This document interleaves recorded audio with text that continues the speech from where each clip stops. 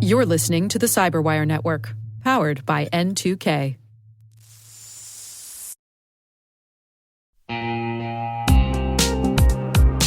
No, it's not your imagination. Risk and regulation are ramping up, and customers expect proof of security just to do business. That's where Vanta comes in. Vanta automates your compliance process and brings compliance, risk, and customer trust together on one AI-powered platform. Whether you're preparing for a SOC 2 or managing an enterprise GRC program, Vanta helps keep you secure and your deals moving. Companies like Ramp and Ryder report spending 82% less time on audits. That's not just faster compliance, that's more time to focus on growth. When I look around the industry, I see over 10,000 companies, from startups to big enterprises, trusting Vanta. Get started at vanta.com/cyber.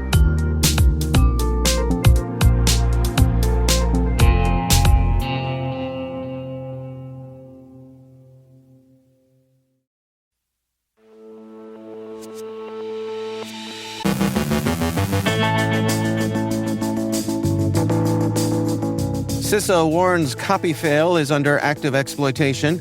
Attackers compromise installers for a widely used disk imaging utility. MuddyWater masks cyberespionage as ransomware.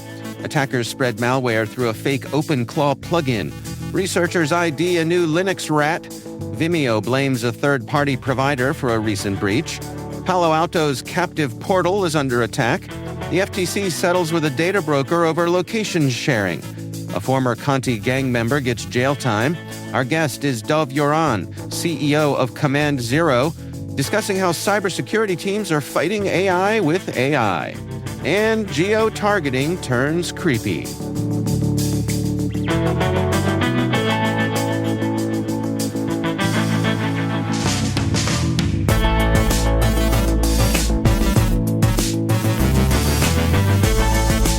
It's Wednesday, May 6th, 2026.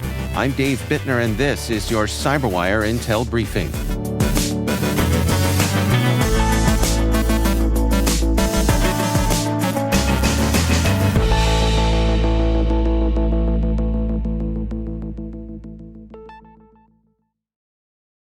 Thanks for joining us here today. It's great, as always, to have you with us. CISA is warning that a newly disclosed Linux kernel flaw called CopyFail is already being exploited days after researchers released a working root-level exploit. The bug allows low-privileged users to gain full root access on vulnerable Linux systems. Cybersecurity consultancy Fiori says its AI-powered testing platform Xint discovered the flaw and reported it in March. The company later released a proof-of-concept exploit that works against Ubuntu, Amazon Linux, Red Hat Enterprise Linux, and SUSE systems. Researchers warned most mainstream Linux kernels released since 2017 may be vulnerable. The attack requires minimal access and no user interaction, making it useful for attackers who already have an initial foothold. CISA has added the flaw to its known exploited vulnerabilities catalog and ordered federal agencies to patch by May 15th. Microsoft says it is already observing early exploitation activity following the exploit's release. Researchers at Kaspersky say attackers compromised installers for Daemon Tools, a widely used disk imaging utility, and distributed malware through the software's official website in a global supply chain attack. The malicious installers affected multiple versions and were first observed in early April. Kaspersky says thousands of infection attempts have been recorded across more than 100 countries. Most victims received a basic information-stealing payload, while a smaller number of targets in government, science, manufacturing, and retail sectors received more advanced malware, including a backdoor linked to QuickRat. Trusted software distribution channels remain a high-value target for attackers. Supply chain compromises can bypass traditional trust controls and quickly scale across organizations using legitimate software updates. Disksoft, the Latvia-based developer behind Daemon Tools, says it is investigating. Researchers at Rapid7 say the Iran-linked threat group MuddyWater conducted an intrusion that appeared to be ransomware, but operated more like a cyberespionage campaign. The attackers reportedly used Microsoft Teams social engineering to gain access through screen-sharing sessions, then harvested credentials, manipulated multi-factor authentication protections, and deployed remote access tools, including AnyDesk and DW Agent. Rapid7 says the group conducted reconnaissance, moved laterally, and exfiltrated data, but never deployed file encrypting ransomware. Instead, the attackers used chaos ransomware branding and extortion emails as apparent false flags while maintaining persistence in the victim environment. The operation blurred the line between espionage and financially motivated cybercrime, potentially delaying incident response and attribution efforts. Rapid7 linked the activity to MuddyWater with moderate confidence based on infrastructure, malware, and operational patterns associated with previous campaigns tied to Iran's Ministry of Intelligence and Security. Researchers at Zscaler Threat Labs say attackers are abusing the OpenClaw AI automation framework to distribute malware through a fake plugin called DeepSeek Claw. The campaign targeted developers and autonomous AI agents by embedding malicious instructions into plugin files downloaded from public repositories. On Windows systems, the malware chain deployed the Remcos remote access Trojan using DLL sideloading with a legitimate GoToMeeting executable. On macOS and Linux, attackers used obfuscated Node.js scripts and fake password prompts to steal credentials, SSH keys, cryptocurrency wallets, and cloud API tokens. Zscaler says the campaign also delivered the Ghost Loader information stealer. The operation highlights growing risks tied to high-privileged AI tools and third-party AI plugins. Researchers warn that autonomous AI agents introduce new attack surfaces with broad system access, making supply chain vetting and behavioral monitoring increasingly important for enterprise defenders. Researchers at Trend Micro have identified a Linux remote access Trojan called QLNX that appears designed to steal developer credentials and compromise software supply chains. The malware targets Amazon Web Services credentials, Kubernetes tokens, Docker Hub logins, Git access tokens, NPM authentication tokens, and PyPI API keys. Trend Micro says attackers could use the stolen credentials to publish malicious software updates or pivot into cloud environments. QLNX includes multiple stealth features, including memory-only execution, rootkit functionality, log clearing, and 6 separate persistence mechanisms. The malware also deploys pluggable authentication module backdoors to harvest credentials and supports dozens of commands for remote control, file manipulation, and data theft. Researchers warn the malware's danger comes from how its capabilities work together to establish long-term stealth and persistent access inside developer environments. A successful compromise of a software maintainer could expose downstream users through poisoned packages and altered build pipelines. Vimeo says a breach affecting more than 119,000 users originated through third-party analytics provider Anodot, not Vimeo's own systems. According to Have I Been Pwned, attackers accessed customer email addresses and some associated names. Vimeo says the stolen data also included video titles and metadata, but not video content, login credentials, or payment card information. The company linked the incident to compromised Anodot integrations and says it has since disabled the connection, revoked credentials, and launched an investigation with outside security support. Researchers and breach analysts warn that exposed email lists tied to contextual account data can fuel targeted phishing campaigns for years after a breach. Palo Alto Networks is warning customers that attackers are exploiting a critical zero-day flaw in the PAN-OS user ID authentication portal, also known as the captive portal. The buffer overflow vulnerability allows unauthenticated attackers to execute arbitrary code with root privileges on exposed PA series and VM series firewalls. Palo Alto says limited exploitation has already been observed against internet-facing systems. The company has not yet released a patch and is urging customers to restrict portal access to trusted internal networks or disable the feature entirely. Shadow Server says more than 5,800 vulnerable VM series firewalls remain exposed online. The Federal Trade Commission and data broker Kochava have reached a proposed settlement that would bar the company from selling or sharing sensitive location data without explicit consumer consent.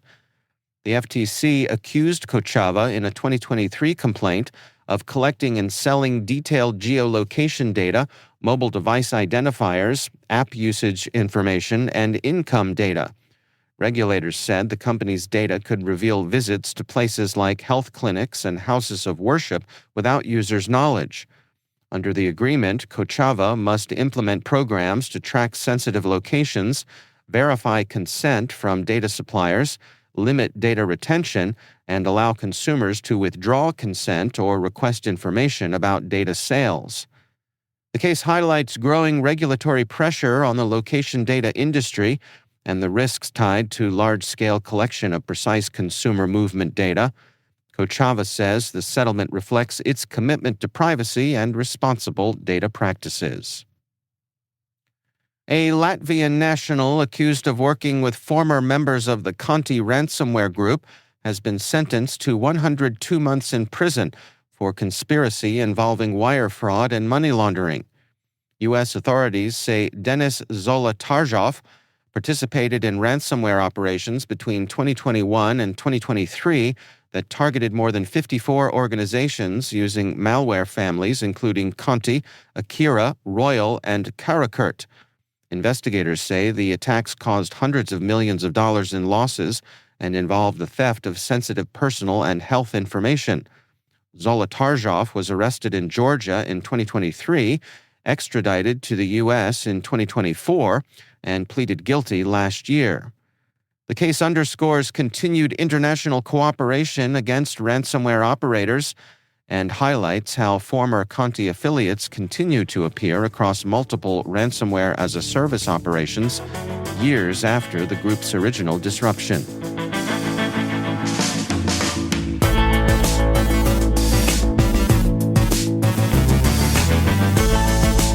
Coming up after the break, my conversation with Dov Yoran, CEO of Command Zero, discussing how cybersecurity teams are fighting AI with AI.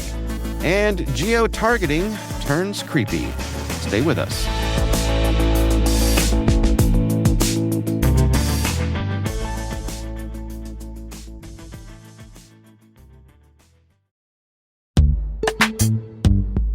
And now a word from our sponsor, the Center for Cyber Health and Hazard Strategies, also known as CHHS. Looking for a graduate degree that will give you an edge on your professional career? Earn a Master of Science in Law at University of Maryland Carey School of Law. This part-time 2-year online graduate degree program is designed for experienced professionals to understand laws and policies that impact your industry. Learn from CHHS faculty who are experts in their field. No GRE required. Learn how you can master the law without a JD at law.umaryland.edu. Study and play come together on a Windows 11 PC. And for a limited time, college students get the best of both worlds. Get the Unreal College Deal. Everything you need to study and play with select Windows 11 PCs. Eligible students get a year of Microsoft 365 Premium and a year of Xbox Game Pass Ultimate with a custom color Xbox wireless controller. Learn more at windows.com/student offer. While supplies last. Ends June 30th. Terms at aka.ms/collegepc.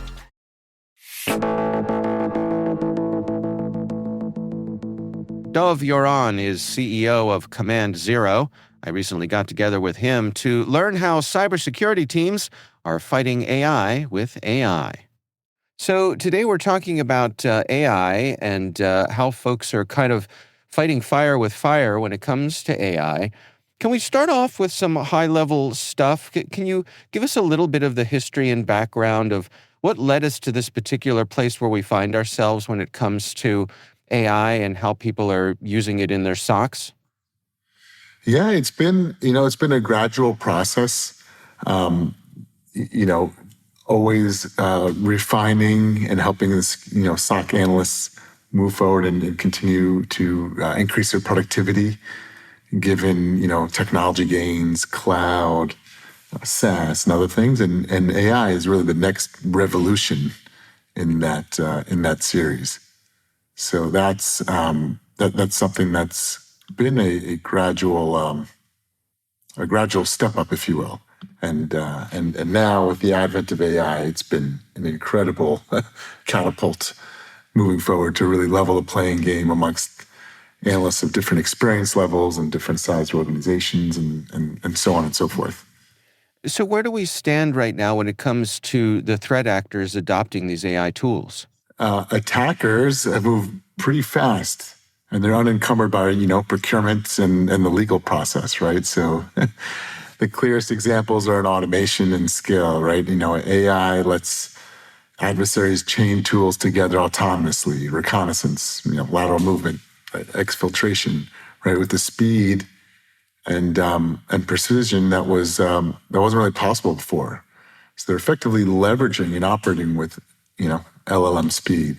So while we're also seeing AI used to craft, more convincing, phishing and social engineering attacks, at volume and at scale, so what we used to require a skilled human now takes, just a few moments to generalize or to generate and personalize at scale. And that's obviously a big concern, right? AI is lowering that barrier of attack, that sophistication, right? You don't need nation state teams and technologies and resources to run advanced, operations anymore, right? That's asymmetrical, right? Defenders are still largely doing manual parts and trying to increase their SOC efficiencies, but that's a pretty core problem that we're trying to solve right now in the industry. And so on the defender's side, what sorts of tools are available to them to help ward off these AI threats? Yeah, the most immediate impact is investigation speed, what we hope, right? Platforms such as Command Zero, right? Being able to have a thorough alert investigation that used to consume an analyst's entire day, right? With AI agents, that same investigation can be completed in minutes. So you're pulling context from various platforms in the environment, from your endpoints, from your identity, from your email, from your cloud, threat intel, so on and so forth, right? And you're delivering a more comprehensive report with the verdicts. And speed is certainly a high mark, but that's really only part of it, right? The deeper value is the consistency and thoroughness, right? That human analysts have good days and bad days, but AI agents don't, right? And so every investigation follows similar methodologies, asks the same levels of questions, the same standards, the same consistencies, that manual processes can really have a tough time delivering at scale. So, at Command Zero, we're seeing AI compress that skills gap that I mentioned earlier between your junior or your lesser experienced folks and your more experienced teams. And so those tasks that once required just senior analysts, because they needed that experience, that knowledge of different applications across different platforms, can now be done, in a much simpler way, and in a much more consistent way across that entire team. That, we think, is that big sea change in structurally changing how SOCs operate today, and leveraging AI as part of that solution. Can you share with us what the onboarding process is like? As people adjust to the new reality of these tools, is there a period of time where they're kind of gaining trust with them? They're getting used to them, seeing how the changes are going to be implemented in their world? Our experience is incredibly short, right? It's a matter of days, sometimes a week or two, right? It's understanding the environment, it's deploying. It's a cloud only solution set, so having access to some of the data elements, enabling that takes minutes, and auto generating content, usually within a few hours, and the team honestly can rock and roll. So they're looking at the events. They're being guided through and shown investigations. They're looking at conclusions and all the varying underlying data that comprises those conclusions, and even subordinate conclusions that weren't finalized. All those things are really make for a rich experience, and it really uplevels all those analysts in our client base. Right, the more experienced tier 3 folks, have the ability to leverage and replicate their investigations, and to more junior folks, and showing that ability, not only ability, but that comprehensive outlook on what was discovered and what remediation and conclusions are driven from that, as opposed to, or in addition to, the more junior team members now being able to ask questions and follow and auto prompt and auto generate investigations on data sources that they wouldn't normally be able to master without more experience. How are we ensuring that appropriate guardrails are put on these systems to make sure that they don't stray beyond what we want them to do? Yeah, that's a great point. And that's, I think, a major concern enterprises should be mindful of. What we do to keep taps on that is we have very specific and very limited use of agents and how they're being deployed, the types of things that they have access to, the types of questions that they have in their arsenal, and the types of information that they're collecting. From our standpoint, all of that is completely transparent, right? So you can see a full rap sheet on what was asked, how it was asked, the types of information that was drawn back. In my opinion, that trust in AI is built on this transparency and the auditability and the reproducibility of these investigations. So having these agents as part of a human investigation, collaborating deeply with the human, right? All these things are reproducible and more deterministic. And I think all of those are helpful in the checks and balances of keeping a proper governance model on your agents, as opposed to letting them just run wild in the environment. What is your sense for where we're headed with these things? I mean, I think it seems like certainly AI is our future here, but do you have any sense for where this might grow into? What are some of the things that people can look forward to? Yeah, I mean, listen, it is great, and even the short term, and even now, right? The mundane tasks and the tedious tasks that are, even prone to error and user error because they're so repetitive. A lot of those things can be automatically pulled out and addressed by agents. So it is really up-leveling that human talent and providing, enabling more creativity and more superhuman capabilities of leveraging better automation and agentic workflows into their environment. Honestly, I see it expanding to beyond just the pure security operations center, into other adjacencies, into cyber and into other domains of the, CISO's charter and domain of control, span of control. Similarly, how that reflects AI in general, how we're seeing that transform and broaden its reach in and across society at large. So it's super exciting. That's Dov Yoran from Command Zero.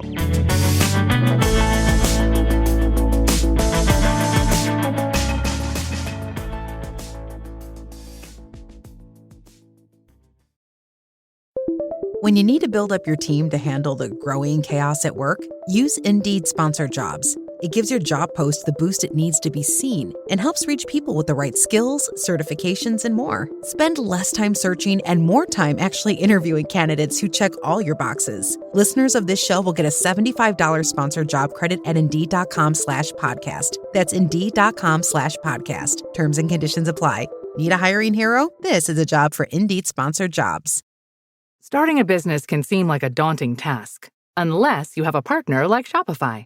They have the tools you need to start and grow your business. From designing a website to marketing to selling and beyond, Shopify can help with everything you need. There's a reason millions of companies like Mattel, Heinz, and Allbirds continue to trust and use them. With Shopify on your side, turn your big business idea into... Sign up for your $1 per month trial at shopify.com/special offer.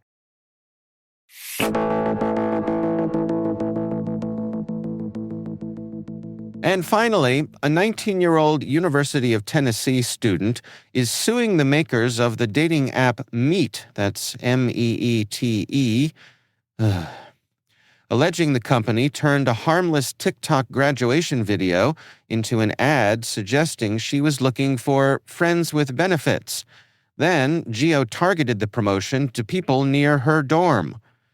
College introductions can be awkward enough to begin with, but according to the lawsuit, she discovered it by people introducing themselves saying, "Hey, I keep seeing your dating app ad on Snapchat."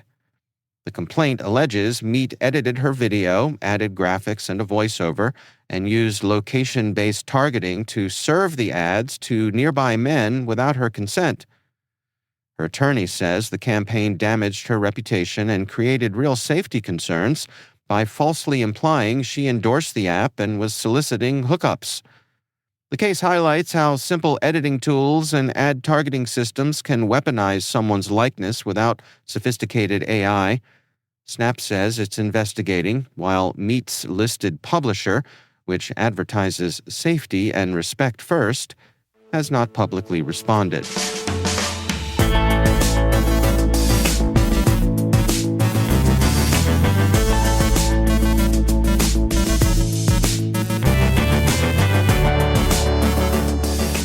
And that's the CyberWire. For links to all of today's stories, check out our daily briefing at thecyberwire.com. We'd love to know what you think of this podcast. Your feedback ensures we deliver the insights that keep you a step ahead in the rapidly changing world of cybersecurity. If you like our show, please share a rating and review in your favorite podcast app. Please also fill out the survey in the show notes or send an email to cyberwire@n2k.com. N2K's lead producer is Liz Stokes. We're mixed by Trey Hester, with original music and sound design by Elliot Peltzman. Our contributing host is Maria Vermazis. Our executive producer is Jennifer Iben. Peter Kilpie is our publisher, and I'm Dave Bittner. Thanks for listening. We'll see you back here tomorrow.